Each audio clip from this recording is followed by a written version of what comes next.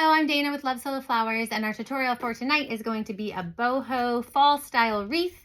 We're gonna have a lot of fun making it. It's really interesting to work with different types of things, not just greeneries and flowers. Of course, you can buy our fillers and greens, both dried and faux, on our website, lovesoloflowers.com, and that's also our wood flowers there, plus some other artificial things you can find, our real touch items. We've got so many things now on our website, but it's super easy to navigate. You just go to the drop down box and it gives you all those categories to shop. Make sure you log into your account. If you don't have one, you can just sign up for one for free. And that keeps track of all your orders, so you can go back and see what you've ordered. If you need to reorder something, also gives you your tracking number right there. So make sure you log in every time you use that. Also, if you are new to our YouTube channel, make sure you like and subscribe. Just make sure you subscribe, because that is the way you'll be able to get notified that we've added new ones. So we used to do them live, but we noticed that not many people were seeing them or notified. So we thought, well, if we're on YouTube, you could always subscribe to the channel. You can check it out whenever you want.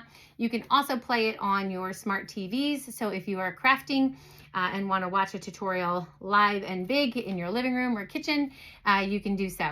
All right, so let's get started. I have a bunch of palms here. Whenever we're doing a wreath, we always want to start with our base first and our flowers at the end. Now, here's the thing about what we're doing here. It's going to be super simple and basic, but we do want to glue the pieces in. So when I cut it, I'm going to glue, and I'm going to slide it right through my grapevine wreath. Now, I use grapevine wreaths more often than not because they really grip whatever you're putting in there. So I do like how they kind of can hold on to all the different things you have. Now, with things like palms, we're going to want to do something called the 1, 2, 3. So it'll be 1 is up, and then the 2, 3 will be a V. So it's going to be 1, then 2, 3, 1, 2, 3.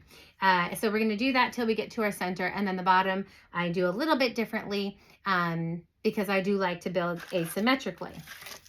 So now I'm just going to add my other 2 pieces to the top. So I've got my 1. I'm going to have my 2, 3 V. I'm going to slide that in. I want to do it a little bit of an angle, again, wanting a V. If you need to cut these even shorter, if they come out through the other side, make sure you do that. And I'm just going to slide them under. So sometimes you have to find a good branch for it to catch onto. Okay, so again, I've got my 1 and then my 2, 3 in the shape of a V. Now, don't worry, we're going to be putting stuff in those gaps. And then I'm going to put my next 1.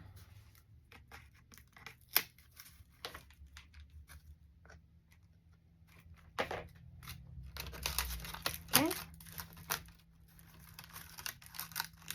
Now, depending on how much of your wreath you're wanting to cover, obviously, you can also add more of those. Now, let me grab the rest of my palms here.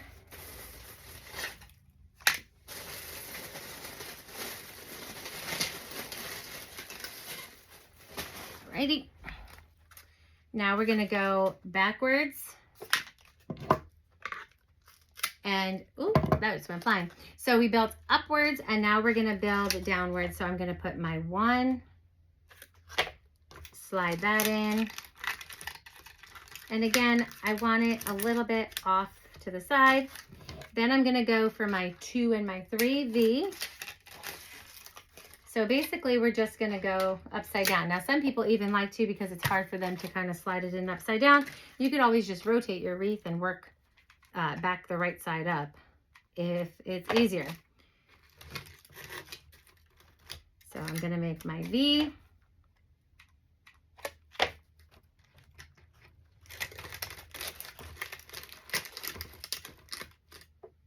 And my last one is going to be my 1. Again, sometimes you just got to find that branch that you're going to want to slide under. And once you find it, it'll lock into place nice. So I'm just going to show you how I did that. So as you can see, I have my 1, 2, 3, 1, 1, 2, 3, 1. Okay, and I filled that up nicely. Now again, I'm going for more of a fall look, but with colors. So sometimes I like, you know, boho also to be colorful. I got all fluffies going around, but I am using faux pampas grass because I wanted a specific color for this project. And I'm using blue and I'm using rust. And you can cut even the faux in the middle.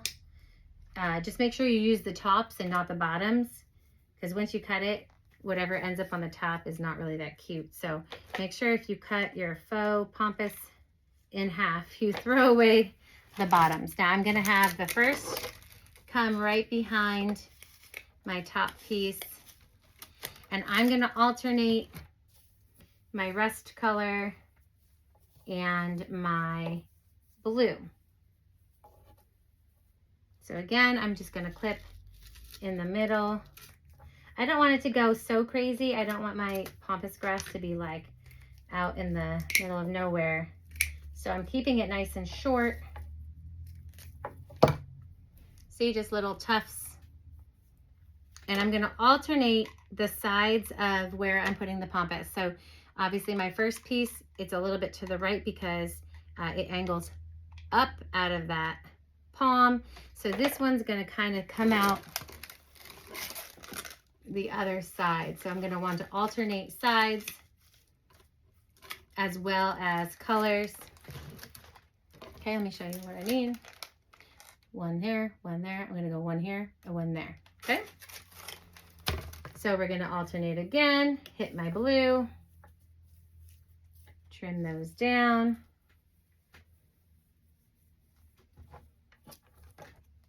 So boho doesn't just have to be natural looks. Boho actually started very hippie-like, and they used a lot of eucalyptus actually, so a lot of greenery even.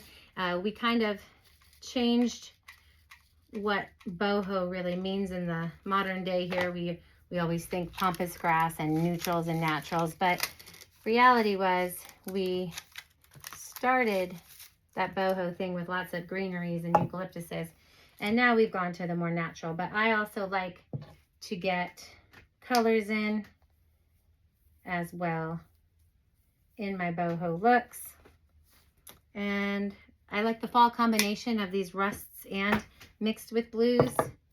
A little bit of interest there.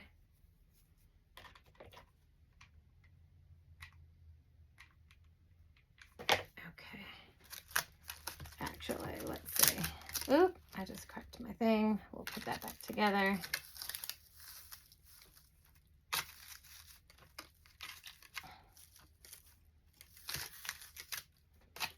So let me see. So I'm going to put one more set of rust here at the front of it so that I don't have rust just on one side. And then I'll put blue on the other side in the center piece as well, so that it's not lining up like one side is rust, one side is blue. All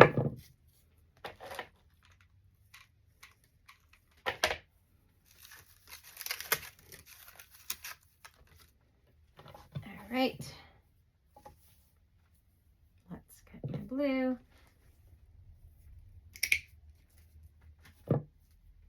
We're going to add that. Okay, so the center is going to be a little bit exposed because again, these fans, you know, they couldn't come directly to each other. So let's see. I might want a little pampas in this gap too. Let me see. No, I think I'm good because I'm going to put my flowers there. Okay, now I want to kind of alternate it again. Let's just show you. Okay. And then we're going to do it upside down. And my flowers match my pampas, but not like an exact match. You don't want to be too matchy, but it's close. All right. Again, this middle, don't worry about it because we are going to cover it with flowers. So even though it looks a little bit of a mess when you're first putting it on, we will fix that up. Cutting my blue.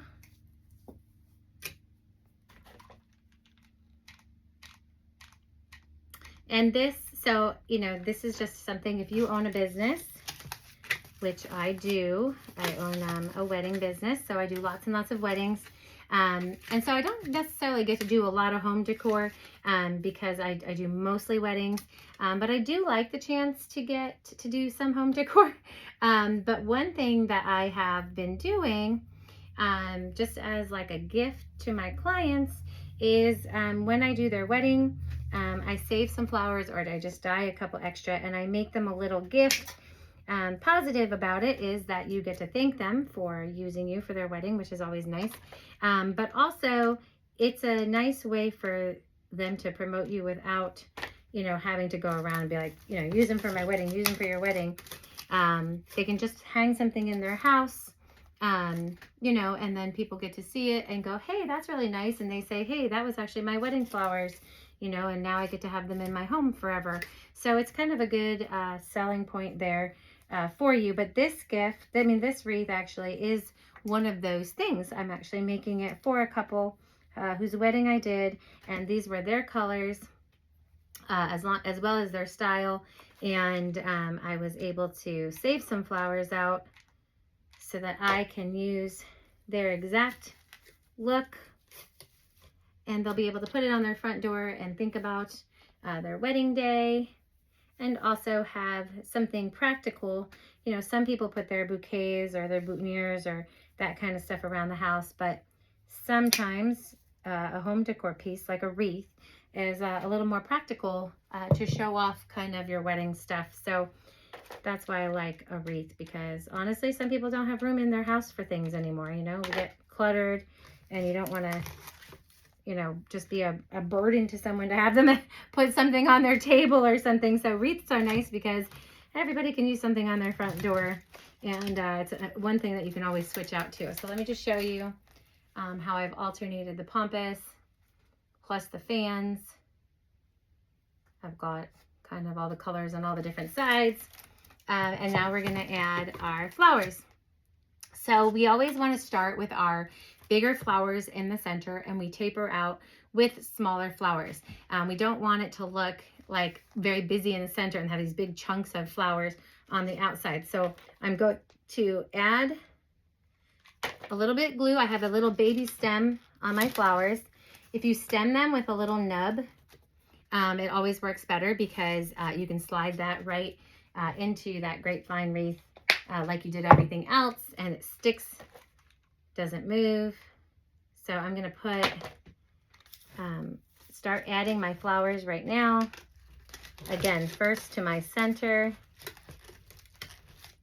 and then we'll move out with some smaller flowers. I don't want everything to come all the way here. I think I've got a lot going on with all these colors anyway, so I don't need to go crazy in terms of how far my flowers come out. So I'm just gonna, I'm gonna put a little bit of glue on the bottom side of this one. So if your wire can't really get in there, just make sure you're gluing it really good to wherever it's gonna hit. All right. And if you've used softener or glycerin in your flowers, you'll be able to kind of push them down a little harder and be a little rougher with them than if you didn't. So just a word to the wise that you're going to want to make sure that you soften them enough that you can press down kind of hard enough. Yeah, I might just pop one right. Let me see how far I want to come out. That looks good. I'm going to trim the wire just a little bit. Glue it up.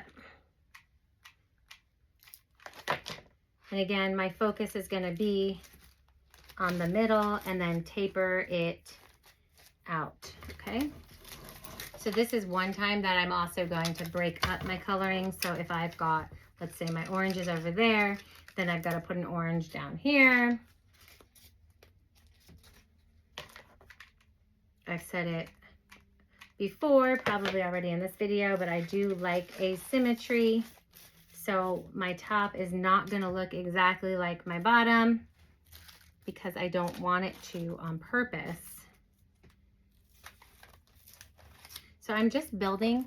A lot of times with the flowers, you're just kind of puzzle piecing where a flower fits and looks good. The shaping of flowers, you know, sometimes predicts where you're wanting to put something. But again, the whole point is that we're going to get smaller and smaller till we hit the end. So here's my last, probably my last big one that I'm going to use. And then I'm going to end with a small guy. Let's see, do I want blue? Let's do blue. So my last flower that I'm going to use is going to be a smaller flower. Now you can use a mini, you can use a 2-inch, but your last flower, you really don't want to be your 3-inch flower. You want to save all those 3 inches for the center. So I'm going to lift this. So I've worked down and then I just have to work up. Okay. There we go. Now let's see what color we want here. And we're gonna build upwards, again, fitting it like a puzzle piece. And when you're not using greenery, you're just gonna want to keep your flowers close if you're not planning on putting other fillers in, because you don't wanna have too many gaps if you're not planning on using any greenery beyond this. Okay, so I'm gonna put one more of these big ones up here. See, so I'm sliding it up. I really need an angle from the ceiling down, don't I? You probably don't need to see my face. Probably just need to see the project, but sorry for now. All right. Now again, and I'm going to hold it up right though and show you what I meant. We're getting to our smaller and our smallest at the very, very end. I'm gluing it up a lot, as you can tell. I don't want to lose any of this, especially if it's going to go on a door where it's opening and closing like crazy. Now, another thing about our flowers, they are not meant to go in direct elements. So if you are putting it on an outside door, I do suggest you spraying it with a sealant. I use polyacrylic sealant spray from like a Home Depot just to cover them. There's even waterproofing you can put on them if you want to go a little bit further than that, especially if you live in a humid or moist area or somewhere that gets a lot of rain. We do suggest that you definitely put them like under something, so like a porch door. Like it shouldn't be like literally just getting pounded with rain or snow or any of that kind of stuff. So definitely make sure this flower is older, broken. Just make sure that you have somewhat protected the wreath from the elements. A lot of people even use wreaths to decorate the inside of their house now. So sometimes it doesn't even go outside, but if you are, let it be on a porch or an inside door, but they can still get moist and wet. And you